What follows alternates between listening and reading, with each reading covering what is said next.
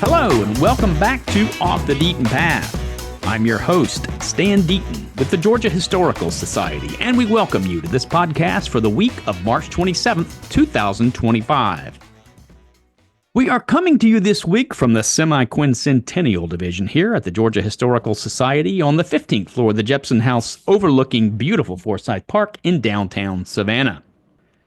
My very special guest today is author and historian John Ferling, who joins me to talk about his new book on the history of the American Revolution, just in time for the 250th anniversary of that event.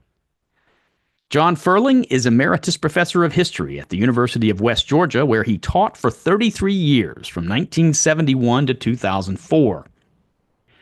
But to say that John has been retired since 2004 would be misleading. He didn't retire, he simply stopped teaching in order to spend more time writing, as you will hear. John Ferling was born in Charleston, West Virginia, received his BA from Sam Houston State University, an MA from Baylor University, and a PhD from West Virginia University. He's been very busy since that time, writing books, dozens of articles, book reviews, scholarly papers, and lectures for both academic and general audiences. Through the years, he appeared frequently in historical documentaries. Here's what I wrote about John Ferling in a blog post for Off the Deaton Path in 2018. Quote, among historians writing about the era of the American Revolution, David McCulloch, Joseph Ellis, Gordon Wood, and Ron Chernow have received the lion's share of attention in the public arena over the last 20 years. None has been as prolific as John Ferling, however, and none, with the possible exception of Wood, has written for a popular audience with more scholarly erudition. Unquote. John is the author of 16 books, all but 2 on the American Revolution. Now, normally I wouldn't list all of those books, but I want to do justice to a career dedicated to scholarship of the founding era, and I also want to do justice to the dedication of this fine historian to his craft. I'll start with the oldest and work my way forward. His first book was entitled The Loyalist Mind, Joseph Galloway and the American Revolution, published by Penn State University Press in 1977. A Wilderness of Miseries, War and Warriors in Early America, published by Greenwood Press in 1981. The First of Men, A Life of George Washington, published by the University of Tennessee Press in 1988.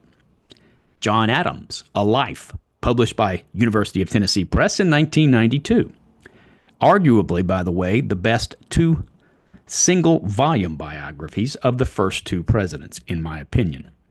Struggle for a Continent, The Wars of Early America, published by Harlan Davidson in 1993, and that's a volume in Harlan Davidson's renowned American History series. Setting the World Ablaze, Washington, Adams, Jefferson, and the American Revolution, published by Oxford University Press in 2000, a study of leadership during the Revolution.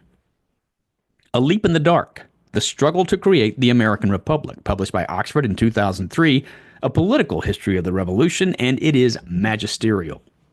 Adams versus Jefferson, The Tumultuous Election of 1800, published by Oxford in 2004, a volume in the Pivotal Moments in American History series. Almost a Miracle, The American Victory in the War of Independence, published by Oxford in 2007, a military history of the war and a companion volume to A Leap in the Dark.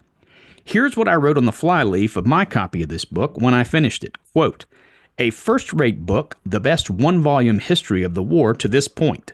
Ferling's best work yet. Probing analysis of leaders, campaigns, and issues on both sides. Its final summary chapter is the best account available of why the British lost and the Americans won, as is his summation of Washington. Unquote. His next book, The Ascent of George Washington, The Hidden Political Genius of an American Icon, published by Bloomsbury in 2009. Independence, The Struggle to Set America Free, published by Bloomsbury in 2011. Jefferson and Hamilton, The Rivalry That Forged the Nation, published by Bloomsbury in 2013, which was the subject of the 3rd blog post I ever wrote when I first started this venture off the Deaton Path on October 24, 2013. Whirlwind, The American Revolution and the War That Won It, published by Bloomsbury in 2015. Apostles of Revolution, Jefferson, Paine, Monroe, and the Struggle Against the Old Order in America and Europe, published by Bloomsbury in 2018, which I wrote a blog post about on August 26, 2018, and interviewed John about here on this podcast in a two-part episode on October 5th and 19th, 2018. Winning Independence, the Decisive Years of the Revolutionary War, 1778 to 1781, published by Bloomsbury in 2021, which I wrote a blog post about on June 17th of that year, and his 16th book, and the one that he is here to talk about with me today, entitled Shots Heard Round the World, America, Britain, and Europe in the Revolutionary War, published by Bloomsbury, and it will be out on April 1st, 2025. Here's what I wrote about John Ferling in 2013. How, one might ask, does Ferling keep plowing the same ground and still have something new to say? Part of it is simply attributable to his maturity as a scholar. Unlike others who leap from one time period to another with each book, Ferling has spent his entire professional life laboring in the vineyard of the founding era. Ferling isn't just dabbling in this period, he knows it as well as anyone can who is now 2 centuries removed from the time about which he's writing. He is well versed in what the founders wrote, what they read, what they believed, and what they hoped to achieve. But he's not awestruck by them. Simultaneously, his reflections on people and events have deepened with the years as he himself has aged. As should happen as we grow older, his own insights about human nature reflect his growth as a human being. He's more empathetic, more forgiving of human foibles, and less harsh on their failures, though he isn't afraid to point them out and to hold men and women accountable for not only what they achieve, but what they fail to achieve. He knows what it's like to live life, make mistakes, and have regrets. Unquote. It's no overstatement to say that there are few historians in the country today who can match John Ferling's command of the history of the era of the American Revolution. My conversation with John Ferling about his life, his career, and about what he says is his last book on the American Revolution begins now. John Ferling, welcome to our podcast. Hi, Stan. I'm glad to be here. You and I are old friends. I met you in the year 2000 when you were working on a book called Setting the World Ablaze, Washington, Adams, Jefferson, and the American Revolution. That was your 6th book. You've just completed your 16th book. So in 25 years, you've managed to write 11 books about some aspect of the American Revolution, one of which you and I talked about on this podcast about 7 years ago when you wrote Apostles of Revolution. We're going to talk about your career, your interest in and long scholarship about the American Revolution as we go along through this interview. But I do want to ask you first, how you got to this particular subject, because the subtitle of your book is America, Britain, and Europe in the Revolutionary War. So this is kind of a global history of the American Revolution. Right. It's kind of an international history of the Revolution. Mm-hmm. Actually, my previous book, I completed it and submitted it to Bloomsbury, my publisher, literally one day before everything shut down with the pandemic in 2020. And so for the next year, the library was closed. I couldn't do any research. It really didn't have anything in mind. And I thought I probably was not going to write another book, certainly not on the Revolution anyway. And I guess in early 2021, my editor called me and said that Bloomsbury hoped to have a book out for the 250th anniversary in 2025 or 2026. And we talked about possible things to do. And out of that came the idea of an international history of the Revolution.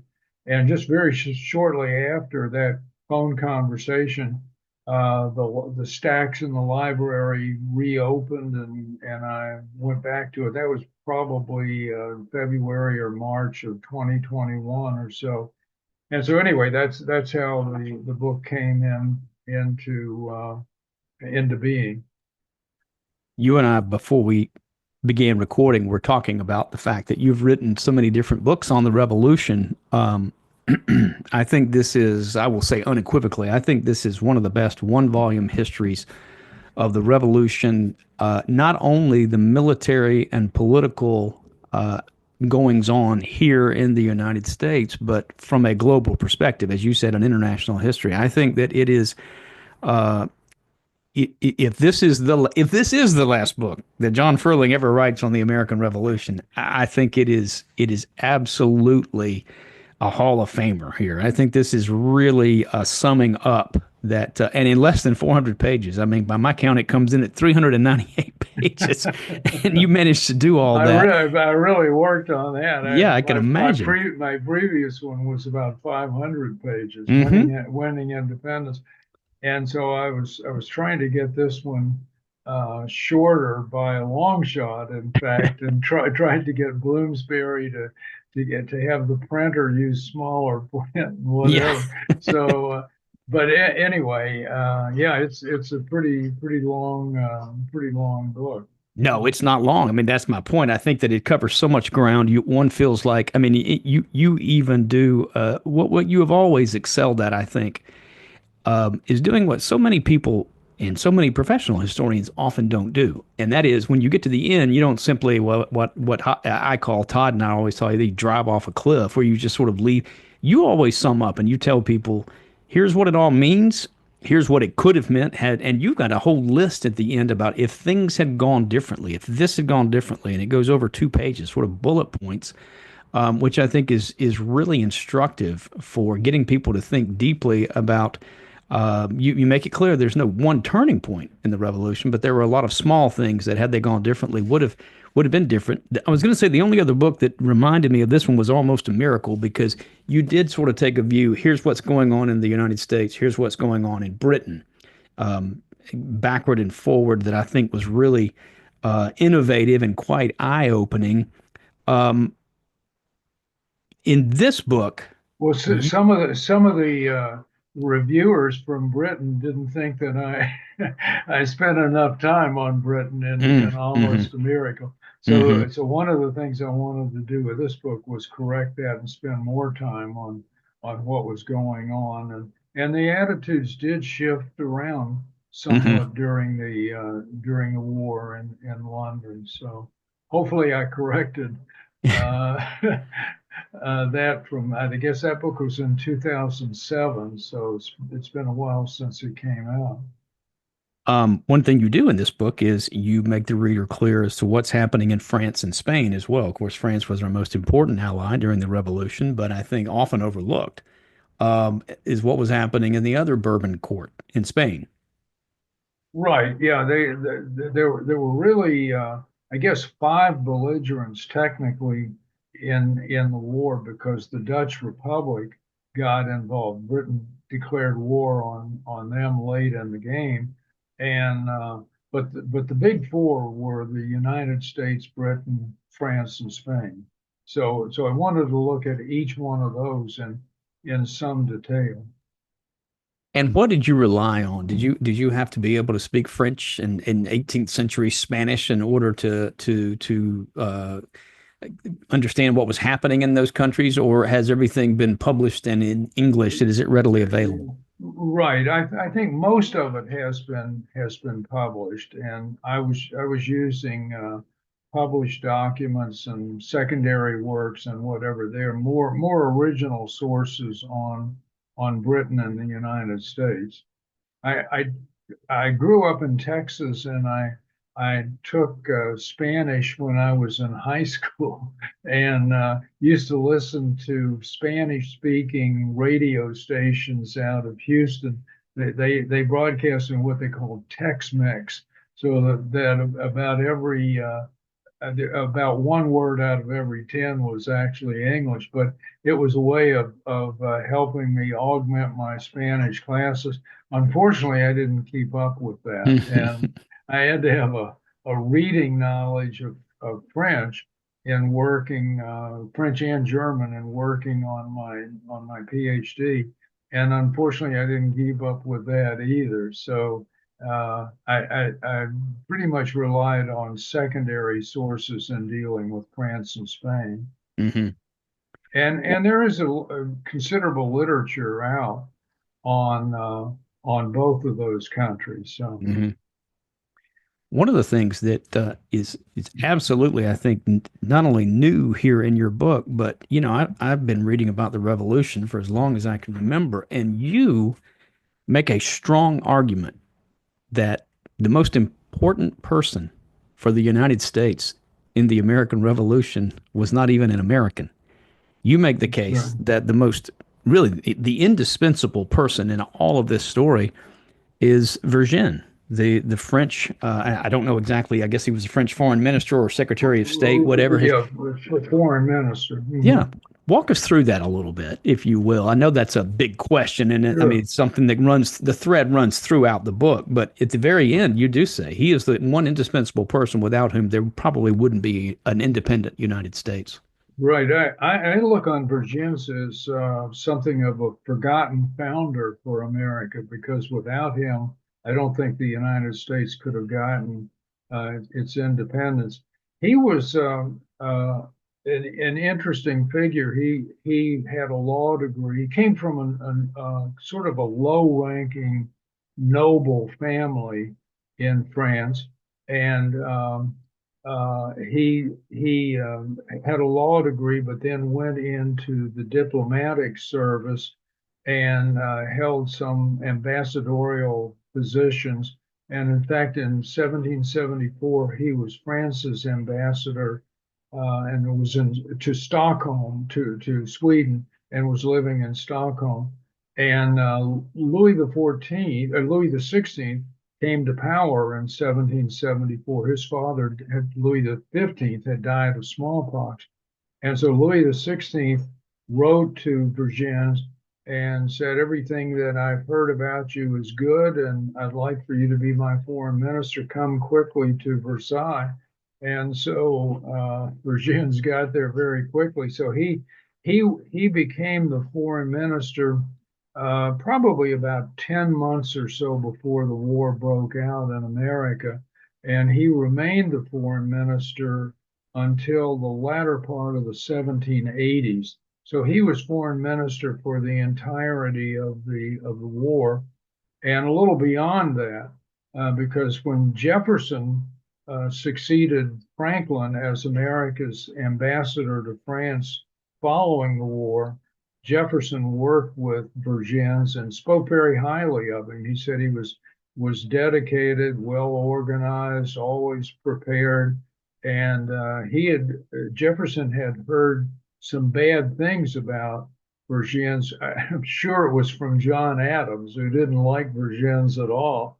But Jefferson spoke very highly of him. He said he was just a much more capable person than he had ever imagined. But anyway, Vergennes is the foreign minister, and as soon as he learns that a war has broken out or the fighting has broken out between the colonists in America and Great Britain, he was interested in exploring what France could get out of that. And this is sort of the driving force for Vergennes, that France had lost a war to Great Britain, the 7 Years' War, or what Americans called the French and Indian War, that ended in 1763. And that war was devastating for France. The French Navy was essentially destroyed. The French lost an enormous amount of territory in North America, in the Caribbean, on the subcontinent, and in Africa, and in Europe as well. And so Vergennes and a great many other people in France, he wasn't isolated in this instance, wanted revenge against Great Britain and retaliation. And Vergennes felt, as did a great many other people in France, that the source of Britain's strength came from the American colonies. There were about 2.5 million free people living in the colonies at the time. It was kind of a money factory for Britain. They derived a great deal of wealth from America. It was a training ground for a lot of seamen who would go into the Royal Navy, and they got lumber from America that they used, timbers that they got from America that they used in the ship construction. And so it was just a source of great wealth for the British.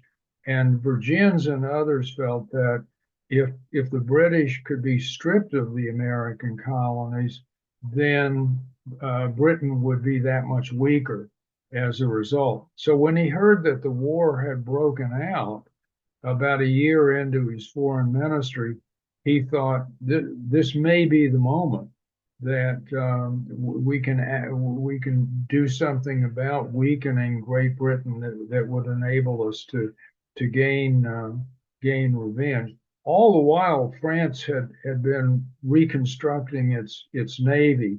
That really began 10 years or so before Vergennes became the foreign minister, and he carried on with that too. But it's building ships is always a slow, cumbersome process, and it was even slower, I think, in the 18th century, given the nature of those ships.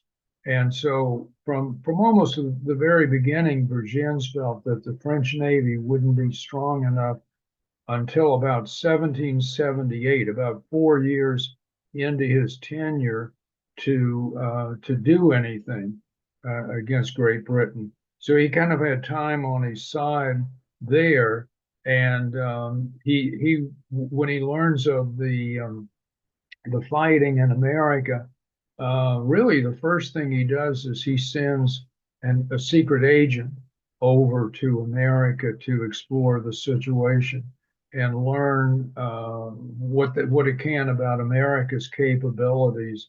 And this wasn't the first secret agent to come over. Vergennes' predecessor, the Duc de Choiseul, had sent two secret agents over in the 1760s to look around. This was after the riots against the Stamp Act and protests against other British policies in the 1760s.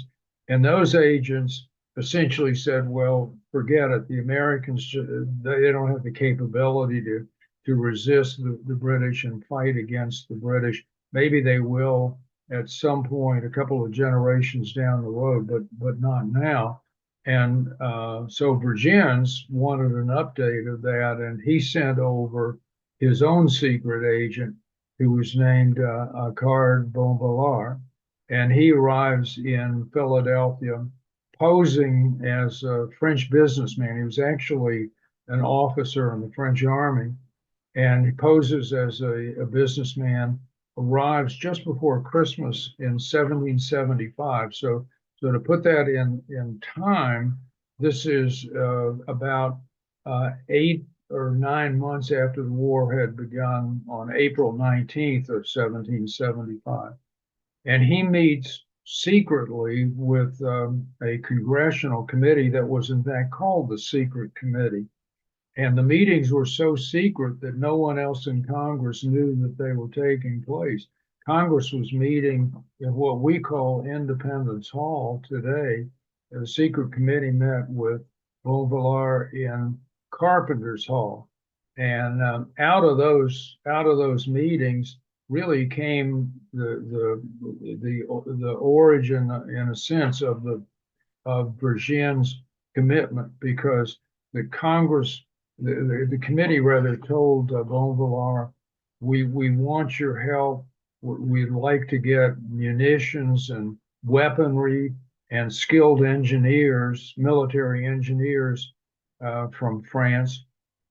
And they also told Bonvillars that they had the manpower to fight Britain, and they had good leadership in the Continental Army.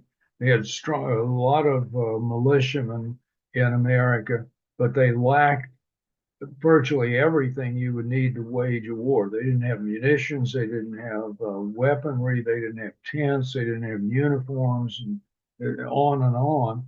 And so Bonvillars said, well, I'll report this to Vergennes, and he went back to France. and made his report to Vergennes, who received the report in February of 1776. And Vergennes, in essence, said, well, it's now or never. If we're going to do anything to strip Britain of the colonies, as Vaugelas said, they did have the capability, just need to put materials in their hands.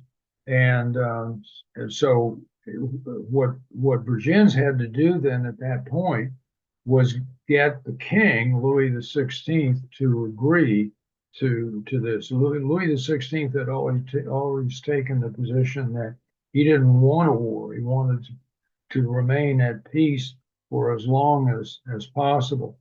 And so Vergennes makes his appeal actually to the king's council to provide secret assistance to the Americans. And that the secret was really the key, that Louis XVI was persuaded that by doing it clandestinely,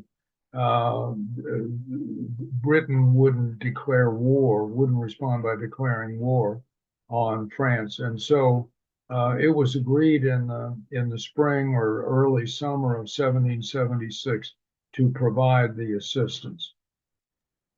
Yeah, and then for 2 years, of course, that secret assistance flowed across the Atlantic, including sending officers like Lafayette, who arrived in 77. So in February of 78, an official alliance is entered into. One of the things that I didn't really know that you also reveal in this book is that obviously, as the war went on and dragged on in the United States, by 1779, 1780, it's at a stalemate in the North. The British have shifted their strategy to the South, down here in Charleston and Savannah and so on, North Carolina a little bit, Virginia. But also, of course, there's war weariness that has set in here in this country, but also in France. France was probably ready to abandon ship by 1780, and you make it clear it's Vergennes who holds the alliance and holds France in for just a little while longer, and it proved to be just long enough. Yeah, there was actually always some opposition in the King's Council, mostly from the finance ministry. First, Turgot, and then he was succeeded by Necker, and both of them realized that the French economy was pretty shaky, and they both were engaged in trying to bring about reforms that would stabilize the French economy. And both were fearful that if Britain did respond by going to war with France, it could be disastrous, not just economically, but politically and socially as well. And taking the long view, they were right, because Yeah. the French, it's those economic issues that really led France to take the steps that resulted in the French Revolution beginning in 1789. So there was really opposition there from the very beginning. I wanted to mention too. I mentioned that Vergennes pushed for the secret aid, and it was agreed to in around the beginning of the summer of 1776, but it couldn't be done overnight, and it was an enormous task of rounding up all of the supplies, getting the supplies to the coast, finding ships for the supplies to be shipped over, so that the first ship that arrived with French supplies didn't arrive until January of 1777. So the Americans were really on their own in the campaign of 1776. And it turned out not to be a very good campaign Yeah. for the Americans. I mean, they're driven out of American armies, driven out of Canada in 1776. Washington loses several engagements, and Fort Washington in New York. And even Washington is saying in his correspondence, in December of 1776, he says, "I think the game is pretty much up." Mm-hmm. So pretty much over, I guess, was how he put it. Mm-hmm. So it was a time period that Thomas Paine, the great pamphleteer, the author of Common Sense, always referred to as the dark time of the Revolutionary War, and it really was a perilous time. But the arrival of the French supplies with that first ship in January of 76 or 1777, which was the first of 8 ships that would cross the Atlantic in 1777 and bring supplies over. Just thousands of muskets and hundreds of artillery pieces, and actually a couple thousand artillery pieces that were brought over, as well as tents and uniforms and whatever. That without that, I think, and this is why I regarded Vergennes as kind of the forgotten founder, at least in part why I did, that without that help, I don't think the Americans could have continued the war much longer. They were really, as Washington acknowledged in that comment that I mentioned, they were really nearly at the end of in 1776. So this sustains it, and I don't think Vergennes thought that the aid that he was sending over would lead to an immediate victory. I think his thinking at that point in 76, early 77, was that we'll put the arms into the hands of the Americans, and they can, if not defeat the British, they can force the British to understand that they couldn't defeat the Americans. When the British realized that, rather than continuing on in a long, fruitless war, the British would give independence to the Americans. That wouldn't necessarily pan out for Vergennes, but that was his thinking. So he was really, in effect, uh, ready to wage what we might call a proxy war, very very much in a way like as the United States has done in Ukraine over the past couple of years. The French would provide the assistance, the Americans would do the fighting and the dying, and then in the end, both America and France would benefit. America would hopefully get independence, and for France, independence would mean that the British would lose those American colonies and they would be weaker down the road and vulnerable for the French to retaliate and regain what they had lost in the 7 Years' War. Mm-hmm.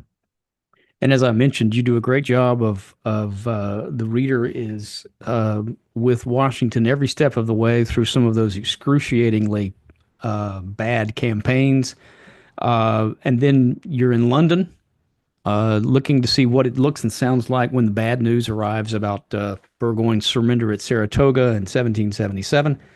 You're in Paris. You're in Madrid. Sometimes you're in the West Indies to see what's going on down there, and some of the other European capitals. You give the reader a great idea of what's happening in Europe as Russia and some of the other countries weigh in, both in providing aid to the United States, Yeah, or coming in militarily.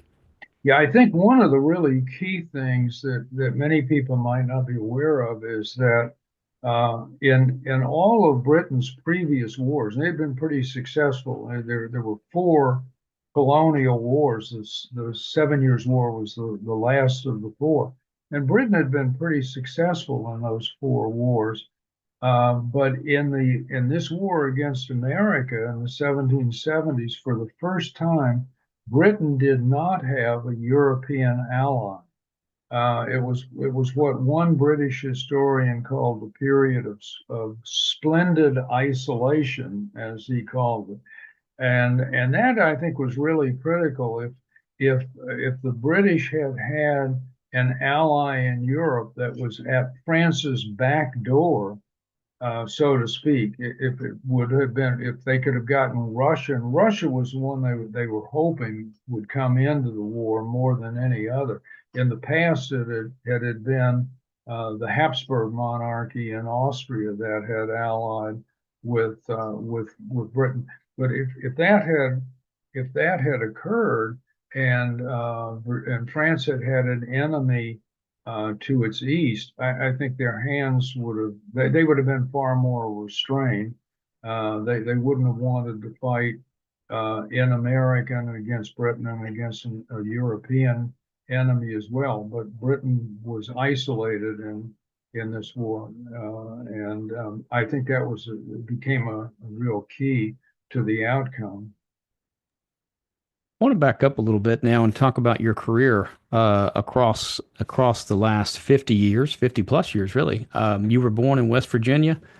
Your father, I think you were born in Charleston, West Virginia. Your father lost his job there and moved to Texas. You Well, he mentioned, didn't. He didn't lose his job. He got transferred. oh, he got transferred. Yeah, Okay, yeah, sorry. Yeah. this was right in the period of the buildup for World War II. Mm, We were still hmm a neutral country, but the war was going on, and I think President Roosevelt and members of Congress knew that eventually the U.S. was going to get into it, hmm and so they were handing out defense contracts right and left. I mean, places like Brunswick and Georgia got a hmm lot of defense contracts. And hmm my dad worked for a large chemical corporation. It got a defense contract, or many of them, and opened a new facility down on the Gulf Coast of Texas. And my dad was transferred down there from the plant in Charleston, West Virginia, when I was 1 year old. So that was where I grew up. Okay. Um, your mother was a teacher. Right. Did you, Yeah, she was a teacher until she got married. West Virginia had a law that was passed about 1900 or so that a married woman could not teach. And believe it or not, and my mother was an elementary school teacher for 3 or 4 years, mm, and she and my dad married in December of 1934. And the only time that I'm ever aware of that my mother broke the law was she kept that marriage secret from December until the end of the school year mm, in May. Then she good for her. announced that she was married, Yeah. and so she lost her job because she was a married woman.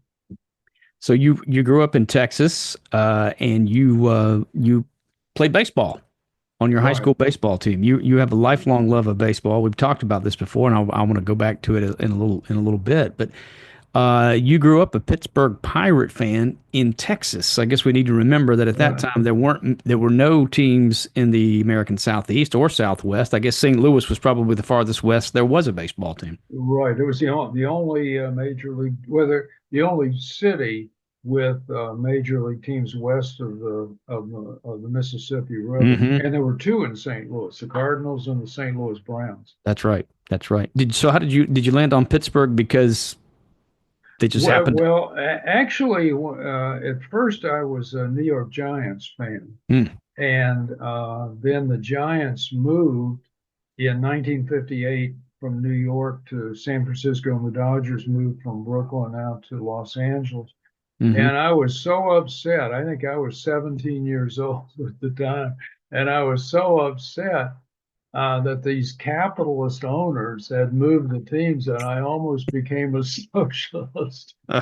Yeah, I didn't quite go that far. Probably didn't Mm, understand. I was in high school. Probably didn't understand much about socialism or capitalism. But I was outraged that they moved the teams.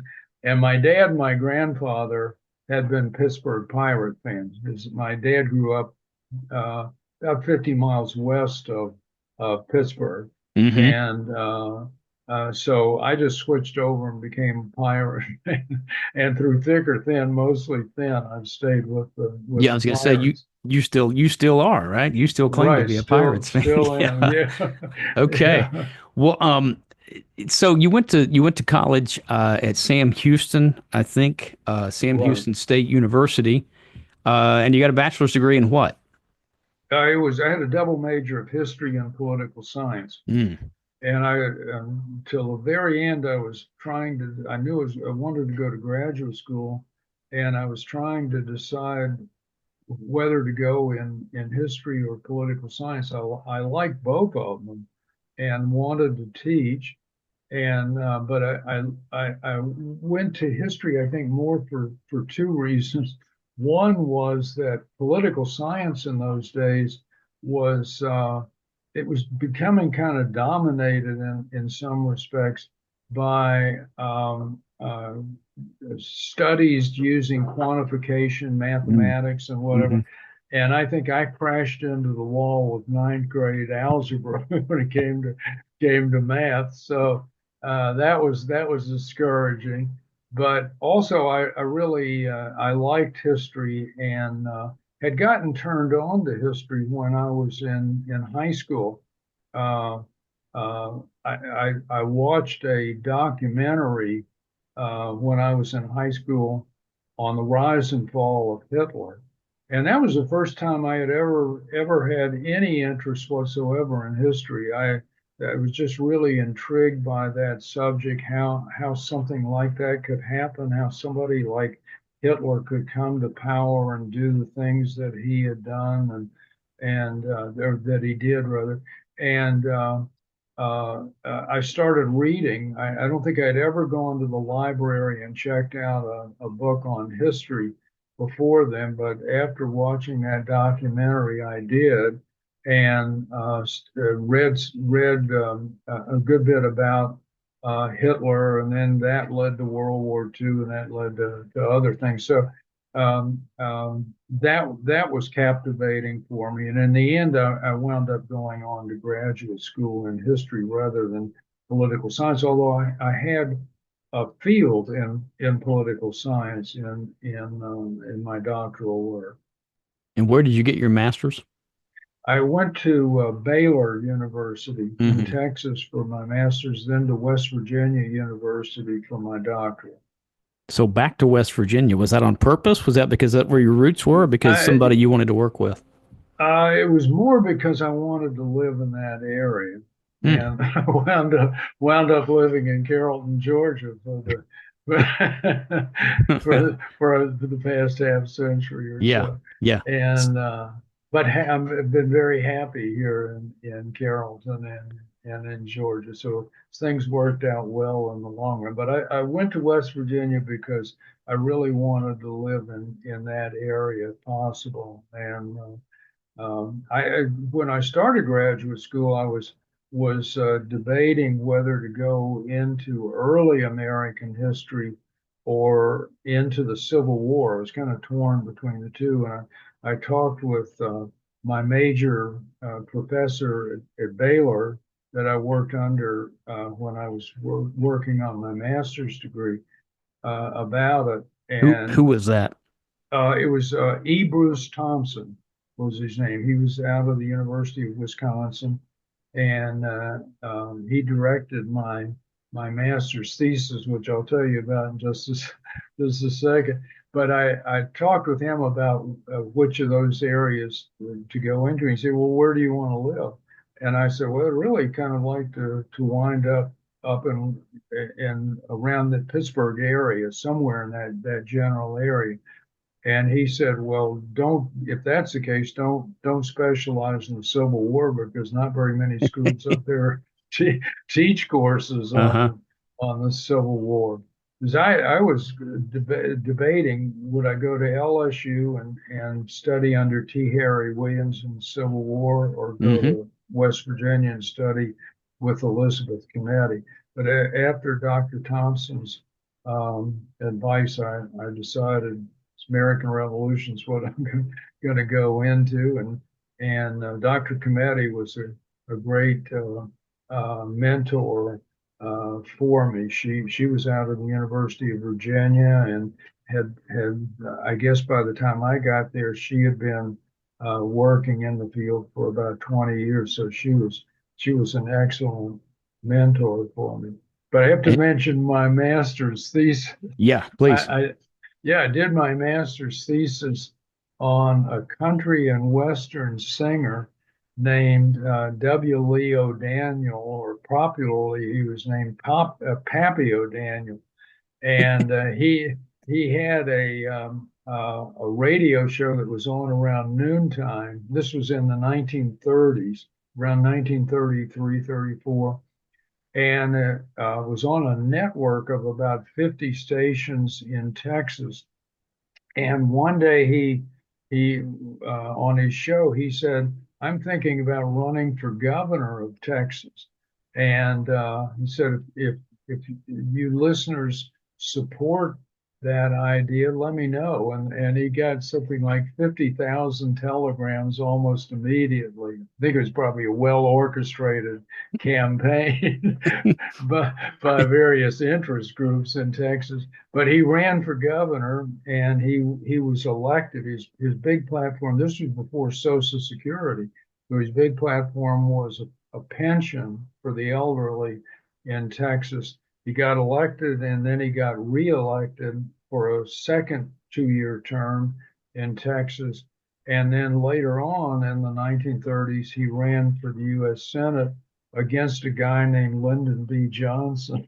And Mm. he defeated Johnson and was a senator from Texas. And I would have probably tried to do something on O'Daniel, but following his death, all of his papers were in a house in Texas, and the house burned, and all the papers burned with him, and there just Oh, wasn't enough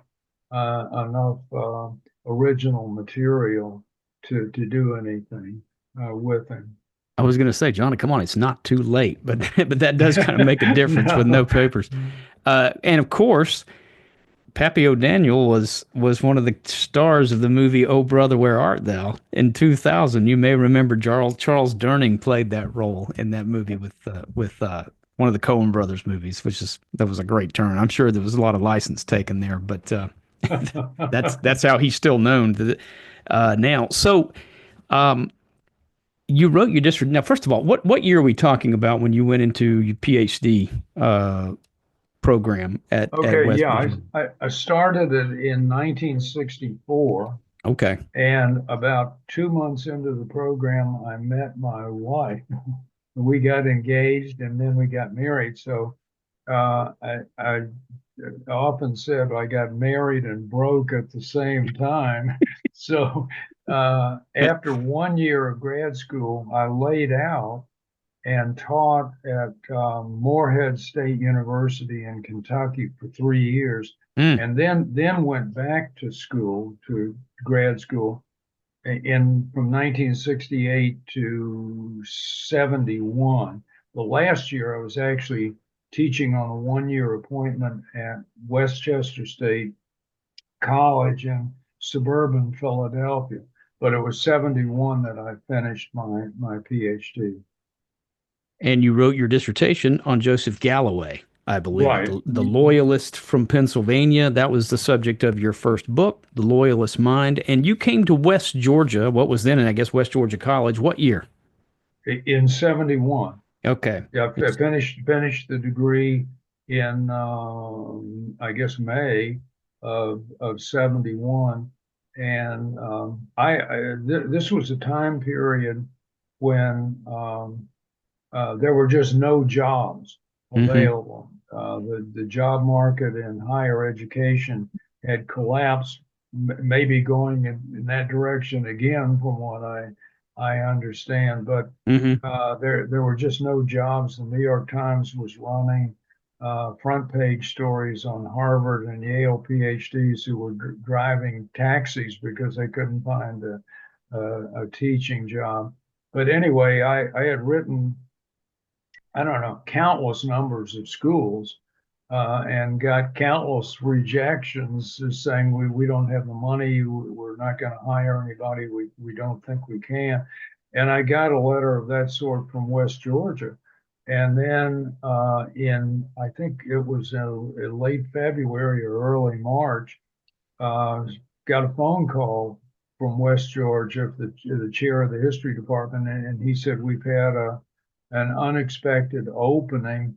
Are you still interested? Would you like to come down for an interview? So I was on a plane about 2 or 3 days later for Atlanta, and first time I had ever been in Georgia, as a matter of fact. And I was fortunate enough to be the one that they hired. So I came here then in the summer of 1971. And you taught until what year? When did you retire? 2004. Okay. And so you were there for 33 years. You got there when you were about 30, I guess.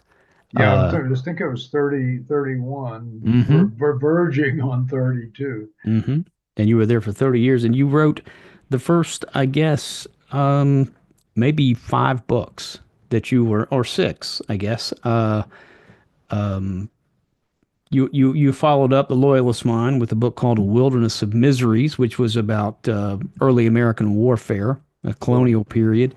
Your third book, also in that vein, called Struggle for a Continent, The Wars of Early America. And then you turned to biography. You wrote 2 biographies of our first 2 presidents, or 2 of our prominent founders, George Washington.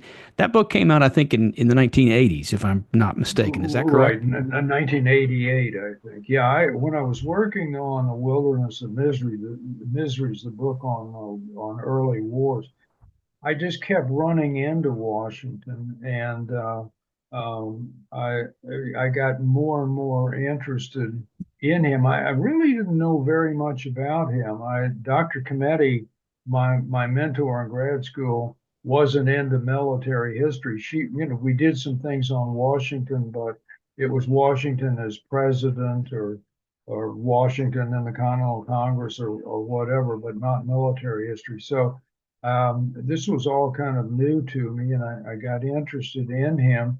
And I discovered that no one had written a one-volume biography of Washington since back in the 1920s. That Douglas Southall Freeman had written a 7-volume biography of Washington, Mm-hmm. and there was a 4-volume biography of Washington out as well. And when I would go to history conferences, I would ask other historians, have you read all of Freeman's volumes? And their response was, "Hell no! I might look up what he wrote about the Battle of Brandywine or what he said about Washington's presidency or something, but so I thought, well, maybe there's room for a biography, 1-volume biography of Washington, and I did that. And in the process of writing on Washington, I kept running into John Adams, Mm-hmm. and I discovered that no one had written a 1-volume biography of Adams since I think about early 1930s or so. And so I decided to do a 1-volume biography of Adams, and that's how those two came out. And in both cases, their papers were in print, or they were available on microfilm. And so I was able to get hold of original sources without leaving Carrollton. Mm-hmm. And West Georgia College in those days was not a school that had funds, probably pretty similar to state colleges almost everywhere at that time. Didn't have funds to provide to subsidize anybody who wanted to travel and do research. So they were good choices from that standpoint to turn to. And you must have been teaching a pretty big load at that Yeah, time when you were writing these books.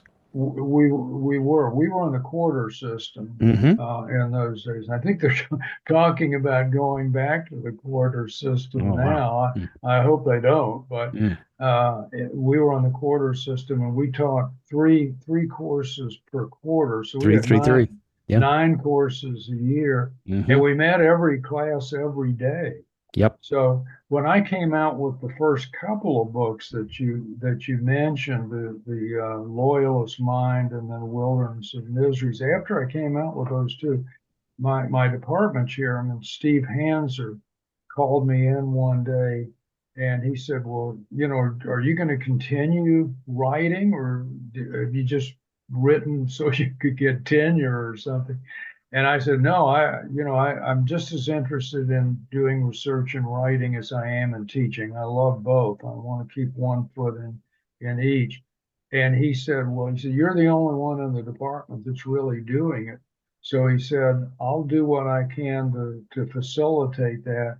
And that'll include picking out your teaching, letting you pick out a teaching schedule Mm. that will facilitate writing the book. So since we had to teach each of the three classes daily, what I came up with and did it for years, would have an 8 o'clock class in the morning, and then in the afternoon I would teach either two classes from 2 to 3 and 3 to 4, or 3 to 4 and 4 to 5, one of the two. So anyway, I would have a long break in there of maybe 5 hours or so in the middle of the day, and I would go to the library and do the research and was able to do the writing. So I was pretty fortunate that Steve sort of protected me in that respect. Mm. Did you do the writing at that time in your office there on the campus? Right, on a typewriter, Mm-hmm. an Mm-hmm. old Yeah. typewriter. Right. My wife and I were in a an antique store a few years ago. I think it was in Roswell, maybe. And there was a mother and a little girl walking along beside us, and the girl pointed to a typewriter and said, "What is that?" And her mother said, "In olden days, that's how people wrote." Mm, And yeah. so it was in my case in olden days too. I didn't go over to a computer until we weren't wired for computers or anything at West Georgia until 1998. Mm-hmm. So it was after that, it was then that I first began using a computer and saw how much better they were to write on than typewriter. So you mentioned that you retired in 2003. So I met you in 2000. You were working on your sixth book called Setting the World Ablaze: Washington, Adams, Jefferson, and the American Revolution. And by my count, on average, every 2.5 years since then, in 2000, you have written a book. And it's been about some aspect of the American Revolution. I mean, you really kicked it into high gear. And I know that retirement was part of that. You now had time, but there's no golf course or other activities like that for you. I mean, and we've discussed this before, but I want you to talk about it. You really kind of set yourself a schedule. And I'm guessing really since, and by my count, A Leap in the Dark came out in 2003, I think. That probably was the last book that you wrote while you were still teaching. So every book after that has been produced under the what I call the John Ferling method. And let's be clear here. Unlike a lot of people who are as prodigious as you, and there aren't any, nobody is as prodigious as you, John, but you don't have research assistants. You do all your research yourself. You do all the Right, writing yourself. If there was a right. research trip to be made, you made it.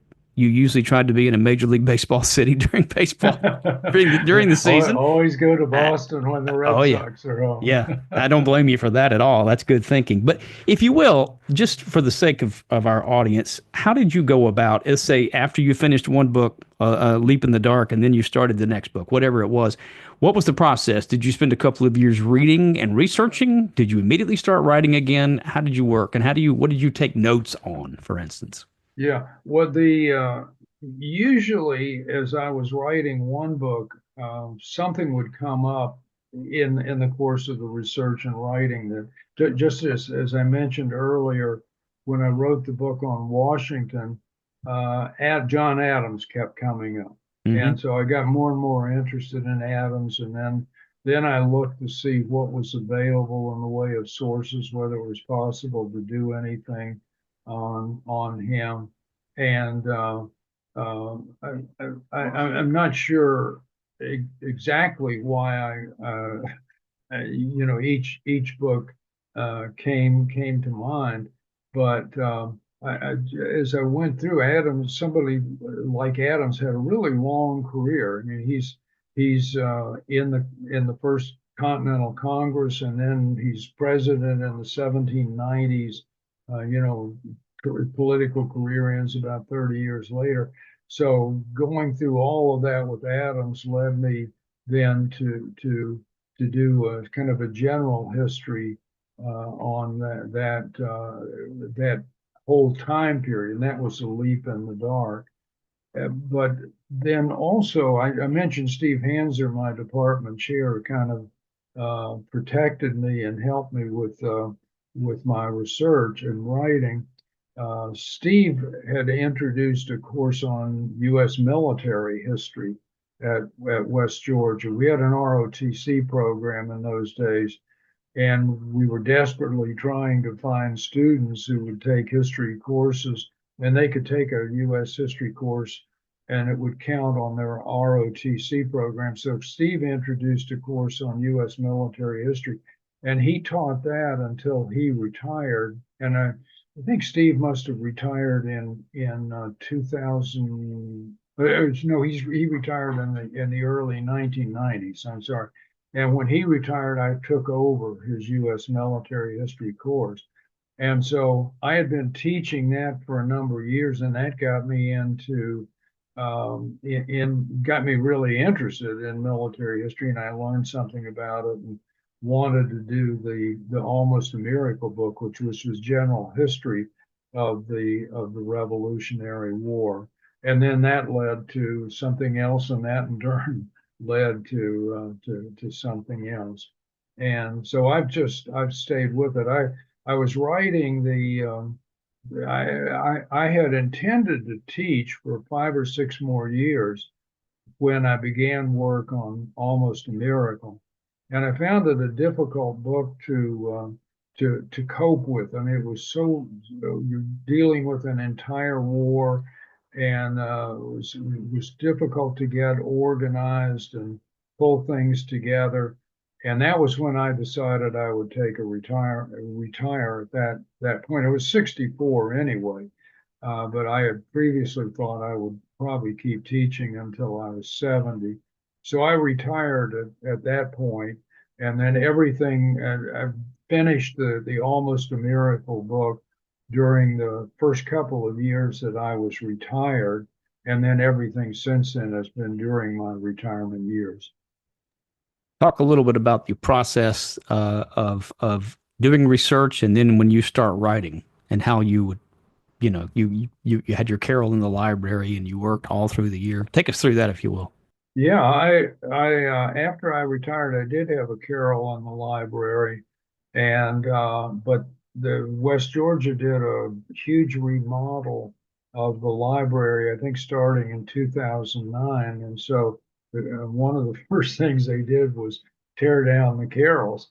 But the library was really gracious, and they had some vacant office space, and they gave me an office.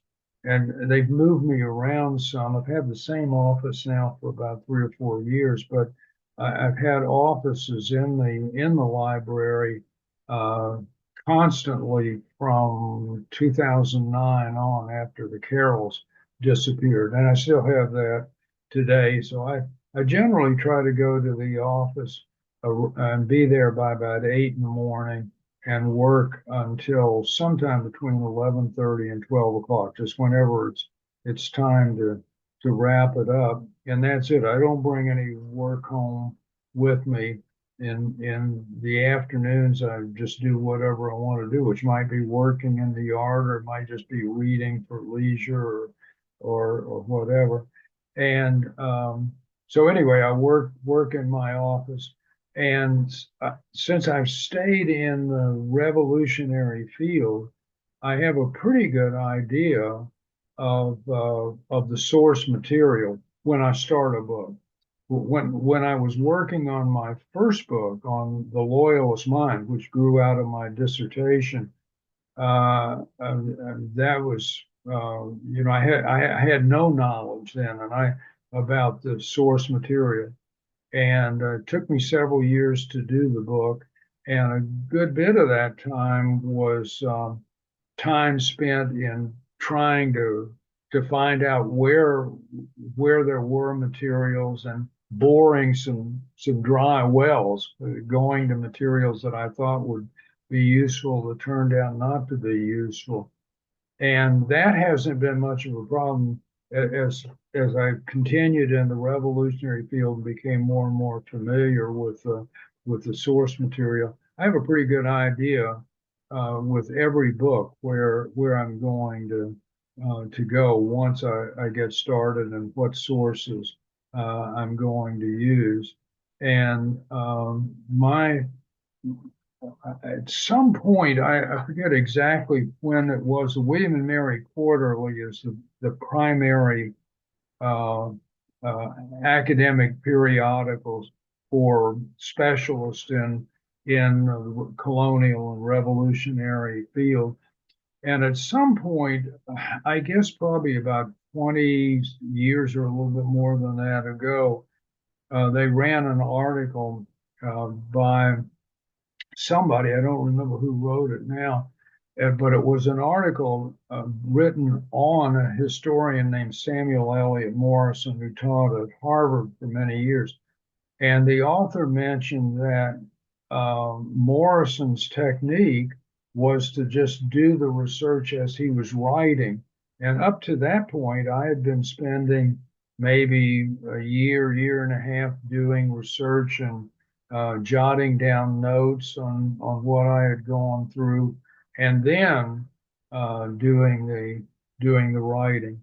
But I decided I'd try to do what Morrison did, and so for the last, I guess, 20 years or so, that's essentially what I've done. I remember, I think it was in 2008 or nine, I went to a funeral of all things, and one of my colleagues, Jonathan Goldstein, who was our specialist in Asian history, was at the funeral. We were talking following the funeral, and he said, "Are you still writing in longhand and then typing out what you've written?" And I said, "Yeah." And he said, "Well, I've started composing on the computer." And he said, "It's easier than I thought."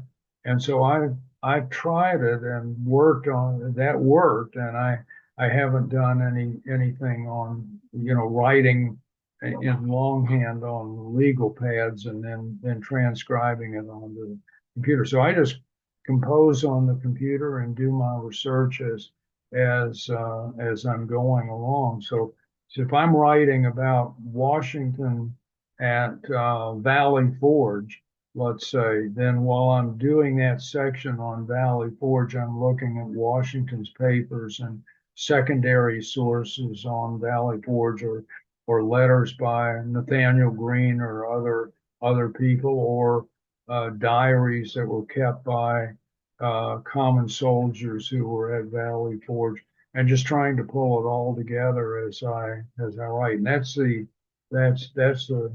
the method that I've used for the past 20 years. However, now I'm not doing a book on the revolution. I'm writing a book on baseball, and I've had to go back since I didn't know where I was going with that. And my primary source is the old Sporting News, which was Mm. kind of the trade publication for Hmm. baseball for, I don't know, probably 70 or 80 years or so. Yeah. And it's available online if you're a member of the Society of American Baseball Researchers.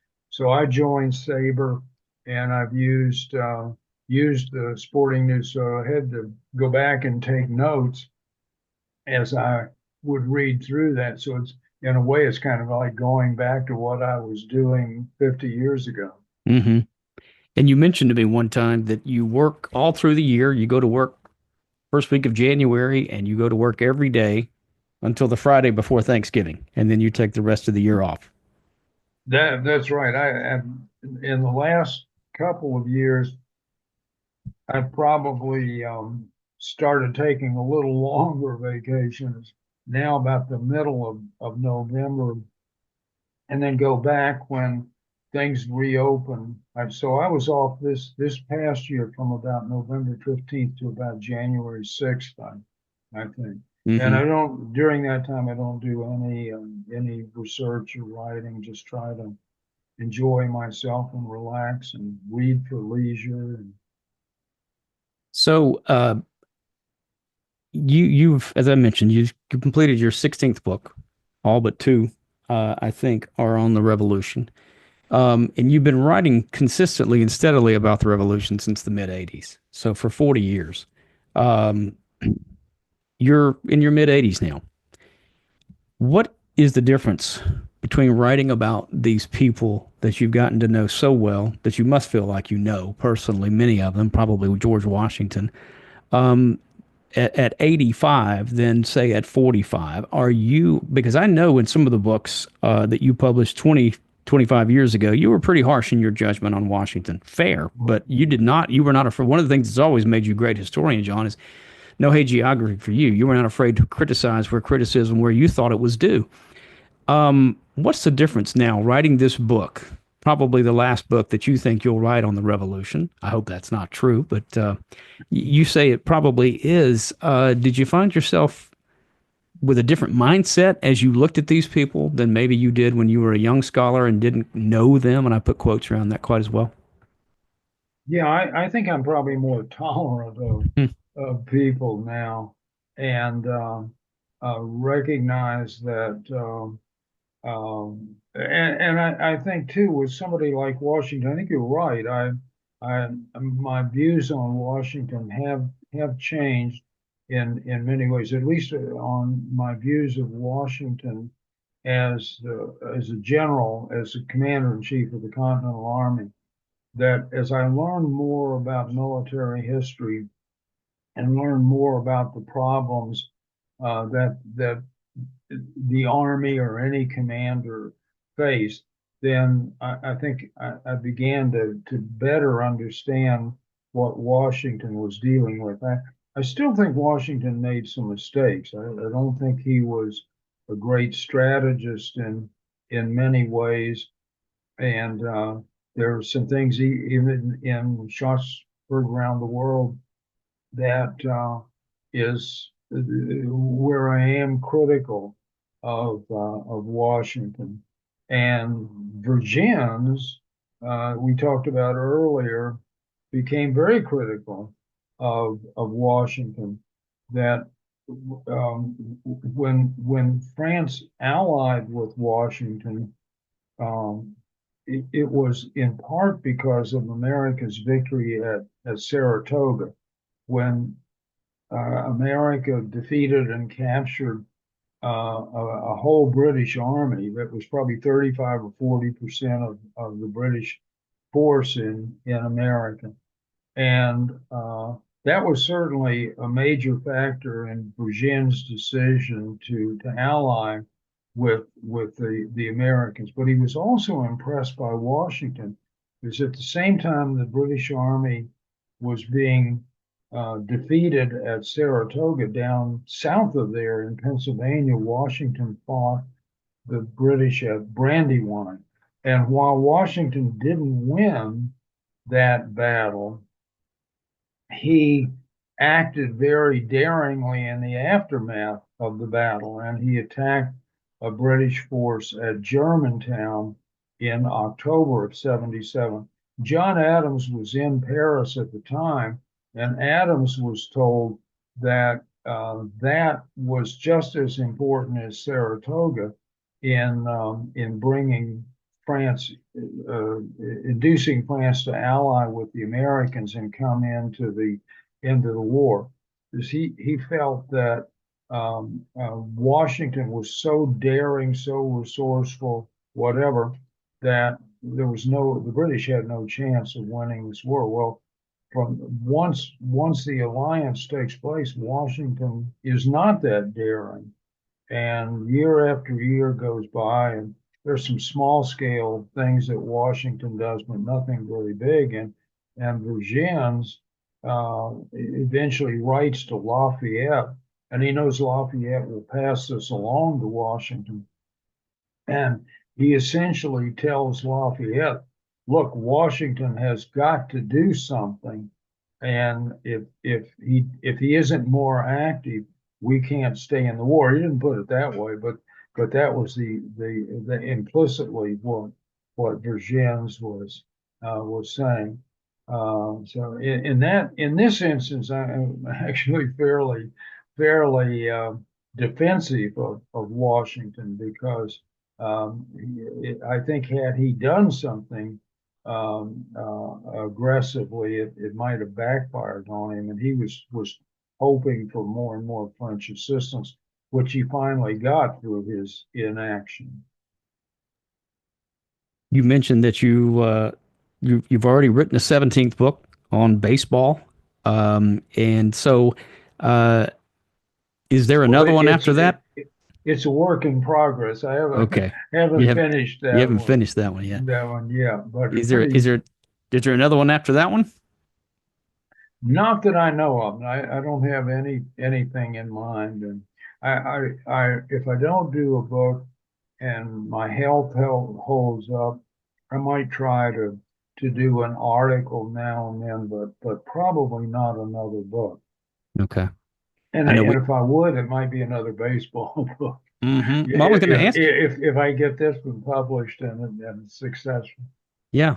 Uh, we talked about earlier in an earlier conversation about Robert Caro, the famous biographer of Lyndon Johnson, who will turn, if he lives to October of this year, he will be 90. He is still working Okay. on that last volume of LBJ. And as I told you, I said, John, don't let your age have anything to do with it. If we're still waiting on that biography of Patrick Henry. There must be some revolutionary figures that you haven't covered that you must be interested in. But I'm really just kidding. I think you've earned some rest. But I know that all of us will look forward to whatever you're writing and wherever you're putting it out there. I think it'll be terrific. I can't thank you enough for taking the time to come on here and for all that you've done. For those of us who love the founding era of this country, who look to that generation, the war they fought, the country they founded, you've been their standard bearer for an entire career. So, John, great work on this book and the 15 that came before it. I've Well, enjoyed every word of every one of them, and I've enjoyed getting to know you. well, thank you, Stan, and same here, and getting to know you as well. Well, the book is called Shots Heard Around the World, America, Britain, and Europe in the Revolutionary War. It's published by Bloomsbury. It'll be out on April 1st. The author is John Ferling. John, thank you so much for joining us today. Thank you, Stan. My thanks to John Ferling for joining me on this podcast. You can find out more about his book at bloomsbury.com and at johnferling.com. The hardest working producer and engineer in show business, the producer of this podcast, the czar of our Tallahassee office, as well as the captain of the Off the Beaten Path finger jousting team, is our very own and indispensable Brendan Cannonball Crellin. All guest accommodations on Off the Beaten Path provided by the Horseshoe Road Inn. Our Off the Beaten Path fact checker is Ella Fino. Our help desk coordinator is Dan DeFino. Our Italian conflict resolution specialists are Hugh and Mia Donagria. The Off the Beaten Path complaint calls specialist is Levon Hold. Our daylight savings time manager is Conrad Adenauer. Our audience data collector is Paul Murky of Murky Research, assisted by statistician Mar Genovera. Our Russian chauffeur is Pick Up and Drop Off. Our financial advisors provided by the firm of Ill-Gotten Gains. Our staff activities coordinator is Dewey Hafta. Our sleep clinic operator is Betty Bye. The staff bus driver is Borden Drowsy. Our in-house literary critic is Al Ligori. The holiday wardrobe consultant is Don Wienow. Our staff director of Three Stooges Studies is Lee Iapocca. Dr. Todd Gross's personal eBay specialist is Selma Junkoff. And our Off the Beaten Path martini mixer, oh, thank you very much, is Olive Twist. You can find our podcast anywhere you can find podcasts, including on YouTube and YouTube Music.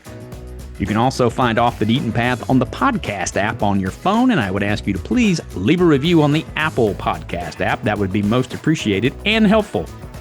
Be sure and like Off the Beaten Path on Facebook as well. Learn everything about the Georgia Historical Society at georgiahistory.com, and and the Georgia History Festival at georgiahistoryfestival.org. Please also visit the official Off the Deaton Path website at deatonpath.georgiahistory.com and check out my videos, my blog, and One If by Land and Two If by Sea podcast like this one. Stay safe, stay strong. I'm Stan Deaton with the Georgia Historical Society. As always, thank you for listening.